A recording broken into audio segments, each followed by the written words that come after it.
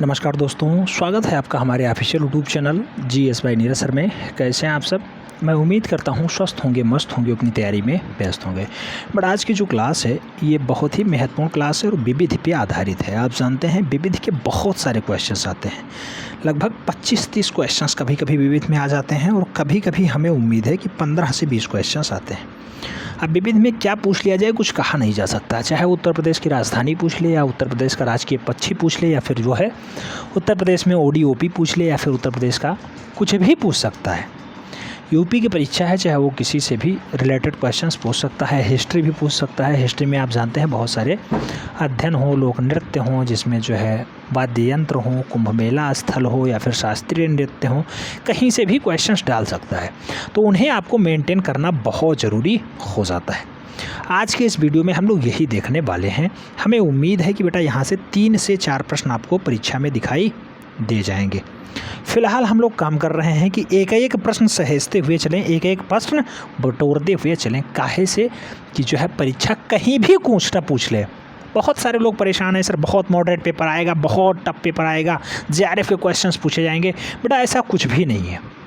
Moderate paper का मतलब ये होता है कि प्रीवियस ईयर में जैसा पूछा गया है उसी के अनुरूप पूछा है, बस क्वेश्चंस का लेवल थोड़ा सा टफ हो जाए। हो सकता है भाषा थोड़ा सा लेंदी लिख दिया जाए, हो सकता है क्वेश्चंस का क्राइटेरिया थोड़ा सा चेंज हो जाए।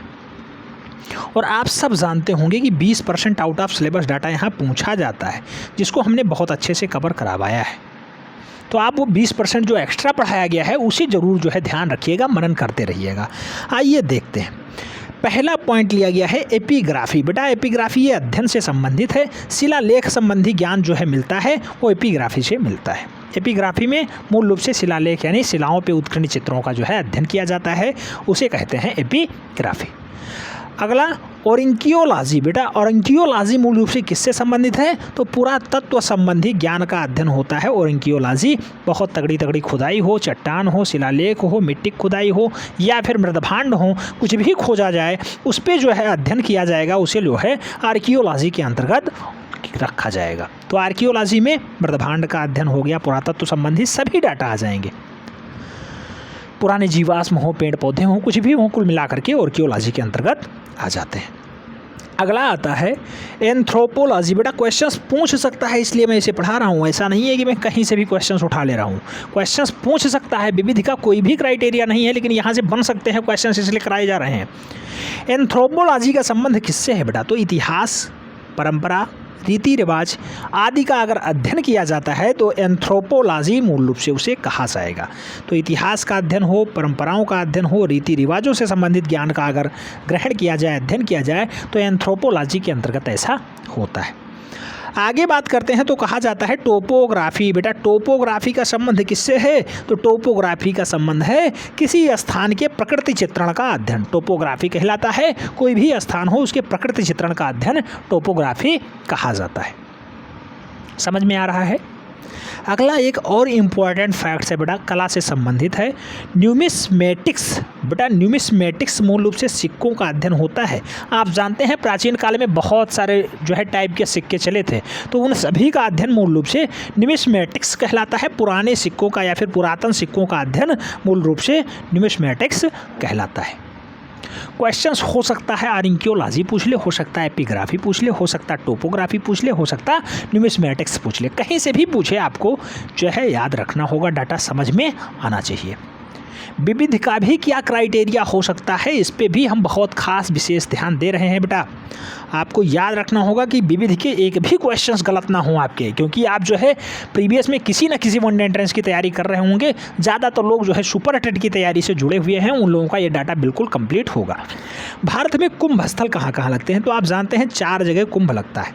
एक प्रयागराज में लगता है, उत्तर प्रदेश, जिसे इलाहाबाद कहा जा रहा है, प्रयागराज कहा जा रहा है, उत्तर प्रदेश में स्थित है, संगम तट पर लगता है। हरिद्वार में लगता है, उत्तराखंड में स्थित है बेटा, गंगा तट पे लगता है। उज्जैन में लगता है, मध्य प्रदेश में स्थित है, आप जानते हैं क्षिप्रा तट पे लगता है, क्षिप्रा नदी है। नासिक महाराष्ट्र में लगता है और नासिक महाराष्ट्र गोदावरी तट पे लगता है। याद रखना है, भारत के 4 कुंभ स्थल हैं, याद रखना होगा, डाटा इंपॉर्टेंट है। अच्छा, एक दो जो है विशिष्ट वाद्य यंत्र हैं उसके वादक हैं, आपको याद रखना होगा। हो सकता है संतूर वादक पूछ ले शिव कुमार शर्मा जी का, हो सकता है तबला वादक पूछ ले जाकिर हुसैन और किशन महाराज का। तो कहीं से भी क्वेश्चन पूछ सकता है, उसे भी थोड़ा सा हम लोग देख ले रहे हैं। विशिष्ट वाद्य यंत्र और उनके वादक, जैसे सितार के लिए आप जानते हैं पटी रविशंकर जी फेमस हैं, उस्ताद विलायत खां फेमस हैं। तो विलायत खान और रविशंकर प्रसाद किस लिए जाने जाते हैं बेटा? तो सितार वादक के लिए ख्याति प्राप्त है। शहनाई में एक ही नाम बार बार आता है बेटा, दयाशंकर सिंह हो, अहमद हुसैन खां हो, गुलाम अली खां हो, तो ये नाम जो है शहनाई के लिए फेमस नाम है। सरोद वादक में अमजद अली खान बहुत फेमस नाम है, याद रखना होगा। संतूर के लिए पंडित शिव कुमार शर्मा जी फेमस हैं। बांसुरी के लिए पंडित हरि प्रसाद चौरसिया जी फेमस हैं। जबकि तबला के लिए आप जानते हैं उस्ताद जाकिर हुसैन जी, बहुत फेमस नाम है तबला वादक उस्ताद जाकिर हुसैन या फिर पंडित किशन महाराज जाने जाते हैं। वायलिन के लिए कौन फेमस है बेटा? तो वायलिन के लिए श्रीमती एन रंजन जी फेमस हैं। श्रीमती एन रंजन जी वायलिन के लिए बहुत फेमस नाम है, याद रखना होगा। तो ये तो हो गया विशिष्ट वाद्य यंत्र और उसके बाद कुछ लोक नृत्य देख लेते हैं। आप जानते हैं भारत में बहुत सारे रोज जो है राज्यों के अलग अलग लोक नृत्य हैं। जैसे बिहू बहुत बार पूछा गया है, असम का होता है, रासलीला उत्तर प्रदेश का होता है, भारतनाट्यम तमिलनाडु का होता है, ऐसे जो है गढ़वाली होता है उत्तराखंड का। तो इन्हें भी देखना बहुत ज़रूरी है, इन्हें भी सदैव दिमाग में याद रखना होगा बेटा। हमें उम्मीद है कि आप लोगों को याद होगा, क्योंकि आप किसी न किसी वनडे एंट्रेंस से जुड़े रहे हैं। जैसे बिहू और नट पूजा बेटा कहाँ संबंध रखता है? असम से। असम में और क्या है? कामाख्या देवी का मंदिर है, बहुत फेमस है। गढ़गौर या फिर कठपुतली कहाँ का फेमस दृश्य है बेटा? तो गढ़गौर और कठपुतली दोनों राजस्थान के फेमस दृश्य हैं। राजस्थान के मुख्यमंत्री अशोक गहलोत हैं, याद रखना होगा। रासलीला हो गया, गरबा हो गया, डांडिया हो गया, गुजरात का बहुत फेमस नृत्य है। तो रासलीला, गरबा, डांडिया कहाँ से संबंधित है? तो गुजरात से संबंधित है बेटा, बहुत महत्वपूर्ण डाटा है। छाऊ और ओडिसी के लिए, छाऊ और ओडिसी कहाँ का शो है? फेमस डाटा है। तो उड़ीसा के लिए, जिसे पहले कलिंग कहा जाता था बेटा, उड़ीसा नवीन पटनायक जी मुख्यमंत्री हैं, ये भी आपको याद रखना होगा। भांगड़ा और गिद्दा पूछा गया क्वेश्चन है, भांगड़ा भी पूछा गया क्वेश्चन है। पंजाब के लिए फेमस है बेटा, पंजाब में मूल रूप से लोक नृत्य है। तो भांगड़ा किया जाता है, गिद्दा किया जाता है, ये दोनों नृत्य मूल रूप से पंजाब के हैं। आगे बात करते हैं अपना प्रसिद्ध उत्तर प्रदेश का रासलीला बहुत फेमस है बेटा। रासलीला हो गया, नौटंकी हो गया, कजरी हो गया, ये सब उत्तर प्रदेश में मनाया जाता है। अच्छा, कथकली इतना बार पूछा गया बेटा, कथकली और मोहिनीअट्टम। तो मोहिनीअट्टम के साथ साथ कालियट्टम भी याद रखिएगा, केरला वाला होता है। केरला में सबसे ज़्यादा बेटा आप जानते हैं क्या उत्पादित होता है? सबसे ज़्यादा मसालों की रानी कहा जाता है। केरला में सबसे ज़्यादा मसाला उत्पादन होता है। तो कथकली, कालियट्टम, मोहिनीअट्टम ये सब केरला के हैं। कासे कथकली, कासे केरला, याद रखना होगा बेटा। कासे कालियट्टम, कासे केरला, तो ये दोनों जो है, उसके साथ साथ मोहिनीअट्टम केरला का बहुत फेमस जो है शास्त्रीय नृत्य माना जाता है। आगे भारतनाट्यम और कोलाट्टम की बात करते हैं बेटा। भारतनाट्यम हो या फिर कोलाट्टम हो, मूल रूप से तमिलनाडु प्रांत का है और बहुत फेमस जो है नृत्य है, लोक नृत्य है। कढ़वाली, कुमाऊँ, कजरी, रासलीला बेटा ये सब उत्तराखंड का पार्ट है। आप जानते हैं पहले उत्तराखंड भी उत्तर प्रदेश का हिस्सा हुआ करता था, लेकिन जो है एक समय ऐसा आया जब दोनों का विभाजन हुआ, पहाड़ी क्षेत्र अलग बने और जो है पठारी क्षेत्र अलग बनाए गए। तो कुल मिलाकर के पहाड़ी क्षेत्रों को काट करके अलग राज्य ही बना दिया गया, जिसे उत्तराखंड नाम दिया गया। वर्तमान में पुष्कर सिंह धामी वहाँ के मुख्यमंत्री हैं, लगातार दूसरा कार्यकाल देख रहे हैं। आगे बात करते हैं, थोड़ा सा और डाटा देख लें बेटा, क्योंकि जो है डाटा कहीं से भी पूछ सकता है, तो उसे भी देखना बहुत ज़रूरी होता है। प्रमुख देश हैं, उनके राष्ट्रीय स्मारक हैं, आपको याद रखना होगा। क्वेश्चन हो सकता है यहाँ से एक आपको देखने को मिले, चाहे वो पीसा की जो है झुकी हुई मीनार पूछ ले या फिर एफिल टावर पूछ ले, ठीक है। तो गीजा का पिरामिड भी पूछ सकता है, कोई ज़रूरी नहीं है। आइए देखते हैं, झुकी हुई मीनार कहाँ पे है बेटा? पीसा पे है, इटली में पाई जाती है, याद रखना है। ग्रेट वॉल कहाँ पे है? उत्तर चीन में है, चीन में पाई जाती है। पिरामिड कहाँ पे है? गीजा का पिरामिड बहुत फेमस है बेटा, मिस्र में पाया जाता है। ताजमहल कहाँ पे है? आगरा में है, भारत में पाया जाता है। ओपेरा हाउस कहाँ पे बेटा? सिडनी। सिडनी कहाँ पे है? ऑस्ट्रेलिया में है, ऑस्ट्रेलिया में सिडनी है, याद रखना है, डाटा बहुत इंपॉर्टेंट है। छठवां टॉपिक आता है एफिल टावर। एफिल टावर कहाँ पे है बेटा? पेरिस में है। पेरिस कहाँ पे पड़ता है? फ्रांस में पड़ता है। तो पेरिस फ्रांस में है, एफिल टावर फ्रांस में स्थित है, एफिल जगह पे। स्टैचू ऑफ लिबर्टी बहुत बार पूछा गया क्वेश्चन बेटा। स्टैचू ऑफ लिबर्टी कहाँ पे है? तो न्यूयॉर्क शहर में है, यूएसए के अंदर पाया जाता है। आगे बात करते हैं, तो आगे कहा जाता है कि वर्तमान समय के 7 आश्चर्य कौन कौन से हैं, इसे भी देखना बहुत ज़रूरी होता है। 7 आश्चर्य में कौन कौन सा है? तो ताजमहल भारत का भी यहाँ पे बहुत फेमस है। गीजा का पिरामिड बेटा मिस्र में स्थित है, गीजा का पिरामिड याद रखना होगा। ताजमहल भारत में पाया जाता है, ये 7 आश्चर्य हैं बेटा। चीन की महान दीवार चीन के अंतर्गत पाई जाती है। विक्टोरिया फॉल्स अफ्रीका के अंतर्गत पाया जाता है। एम्पायर स्टेट बिल्डिंग अमेरिका में पाई जाती है। जबकि अगर बात करते हैं तो कोलोजियम मूल रूप से कहाँ पाया जाता है बेटा, कोलोजियम रोम में पाया जाता है और एफिल टावर फ्रांस में पाया जाता है। तो 7 अजूबे हैं, कौन सा, गीजा पिरामिड, ताजमहल, चीन की दीवार, Victoria Falls, Empire State Building, Colombia जो है कोलोजियम और एफिल टावर। ये 7 महान आश्चर्य मूल रूप से हैं मिस्र, भारत, चीन, अफ्रीका, अमेरिका, रोम और फ्रांस में। हम लोगों ने इसे पढ़ा।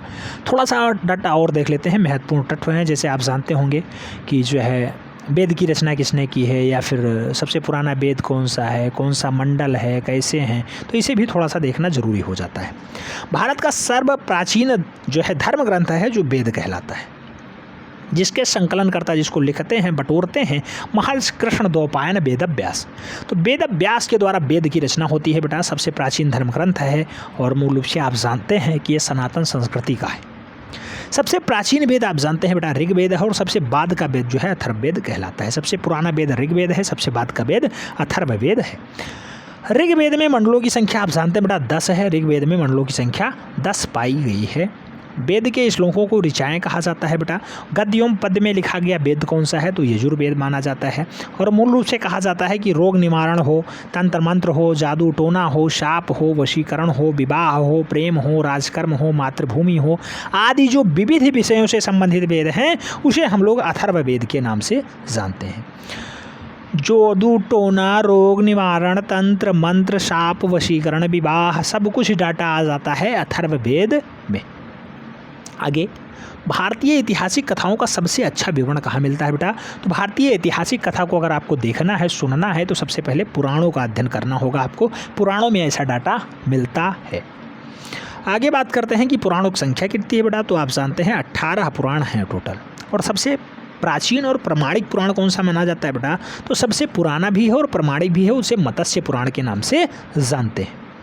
सबसे प्राचीन और प्रमाणिक स्मृतियों में मनु स्मृति मानी जाती है बेटा। सबसे प्राचीन और प्रमाणिक स्मृति कौन सी है, तो मनु स्मृति मानी जाती है। ज़्यादातर लोग इसका विरोध जो है करते हैं। बुद्ध की पूर्व जन्म की कथाएं कहाँ स्थित है बेटा, बहुत बार ये क्वेश्चन छपा है, बुद्ध की पूर्व जन्म की कथाएं कहाँ पे हैं या कहानियाँ कहाँ पे हैं, तो ज़्यादातर कथाओं में चित्रित है। जैन धर्म का सबसे जो है प्रारंभिक इतिहास क्या है, तो बेटा जैन धर्म का प्रारंभिक इतिहास कल्पसूत्र से ही ज्ञात होता है। कल्पसूत्र से ही जैन धर्म के जो है इतिहास के बारे में जानकारियाँ मिलती हैं। तो ये भी डाटा आपको याद रखना होगा। क्वेश्चंस कहीं से भी क्यों ना पूछ ले बेटा, अगर आपने पढ़ रखा है, प्रैक्टिस कर रखी है, मनन कर रखा है, तो निश्चित रूप से आपका क्वेश्चन सही बनेगा, उसमें कोई डाउट्स नहीं है। हमें उम्मीद है कि यहाँ से आपको कुछ ना कुछ सीखने को मिला होगा। मिलते हैं नेक्स्ट में, तब तक के लिए जय हिंद। व्यस्तता थोड़ी ज़्यादा है बेटा, इसलिए क्लास जो है टाइम से नहीं हो पाई, उसके लिए हमें खेद है। फिलहाल अब टाइम से क्लास होंगी।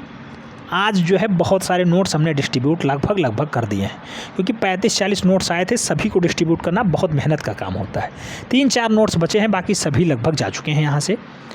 उन 3-4 महानुभावों का भी नोट्स हम दे दें बस, उसके बाद जो है थोड़ा सा जो है हमें शांति मिल जाएगी और निश्चित रूप से हम लोग पढ़ाई की ओर अग्रसर हो जाएंगे। मिलते हैं छोड़ में, तब तक के लिए जय हिंद।